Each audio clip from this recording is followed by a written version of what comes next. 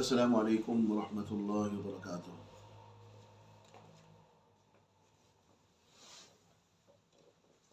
आज इंशाअल्लाह सूरह बकरा की कुछ आयत तिलावत होंगी। अल्लाह रब्बुल आलमीन सही पढ़ने की, सही सुनने की, समझने की और अमल की तौफीक नसीब से।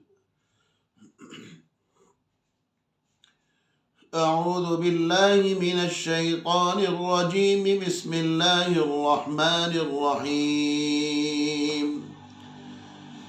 अफ़ततमऊन अन युमिनू लकुम वक़द कान फ़रीक़ुम मिनहुम यस्मऊन कलामल्लाहि ثم يحرفونه من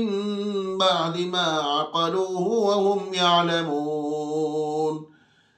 وإذا لقوا الذين آمنوا قالوا آمنا وإذا خلا بعضهم إلى بعض قالوا أتحدثونهم بما فتح الله عليكم ليحاجوكم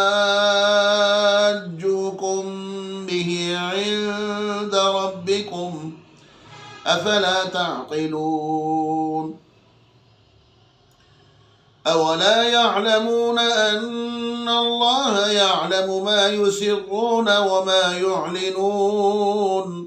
ومنهم أميون لا يعلمون الكتاب إلا أماني وإن هم إلا يظنون فويل للذين يكتبون الكتاب بأيديهم ثم يقولون هذا من عند الله ليشتروا به ثمنا قليلا فويل لهم مما كتبت أيديهم وويل لهم مما يكسبون وقالوا لن تمسنا النار إلا أياما معدودة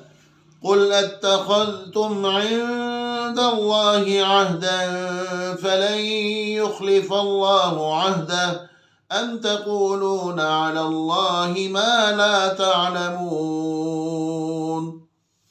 بلى من كسب سيئة وأحاطت به خطيئته فأولئك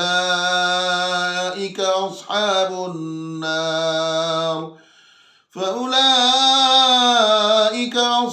النار هم فيها خالدون والذين آمنوا وعملوا الصالحات أولئك